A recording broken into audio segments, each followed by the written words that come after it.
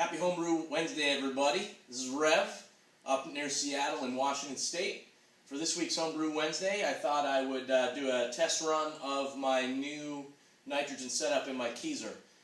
I have I've dispensed with nitrogen in the past, borrowing friends' equipment and things like that, but I've never actually had my own nitrogen setup before now. So I finally ponied up and got it all set up in the Keezer.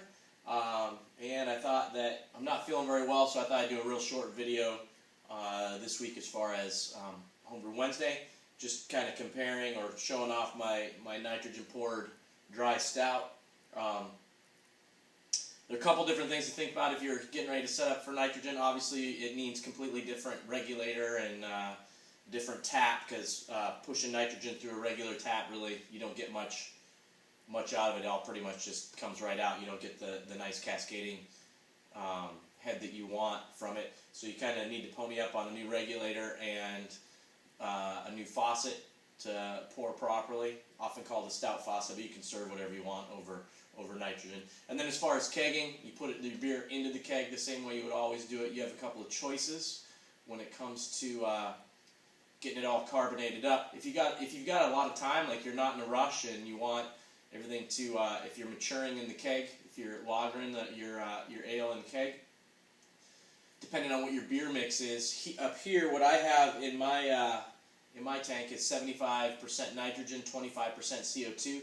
At 25% CO2, when I look at the tables over time, over a couple of weeks, over a week, 10 days, at overpressure at 30 to 40 psi. Pushing through the regulator, it will get enough of that CO2 dissolved in solution to get your 1.5 to 2 volumes that you want of carbonation behind the nitrogen. I don't tend to do it that way, because when my beer is in the keg, I want to drink it as soon as possible within a couple of days. So this time around, I kegged it up and I overpressured it with CO2 at about 30 psi of just straight CO2. And within 24-36 hours, I had my 1.5 to 2 volumes of carbonation already. Then I just hooked it up to the beer gas, to my nitrogen setup, and poured like a champ first pull. So I'm gonna drink a little bit first, since my head is already dispersed. You can kind of see what it looks like once the nitrogen comes out of solution and you get that nice head that you're accustomed to.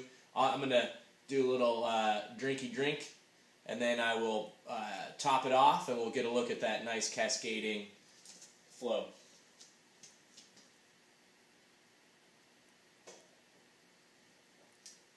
That's the beauty of the dry stout, coming in at around 4.5%. You don't have to be a sipper with that.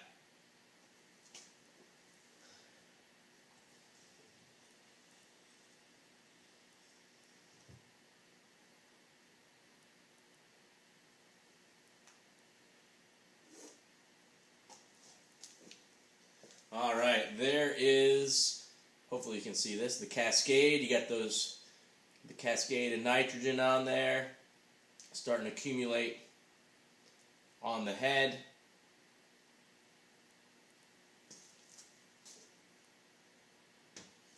Compared to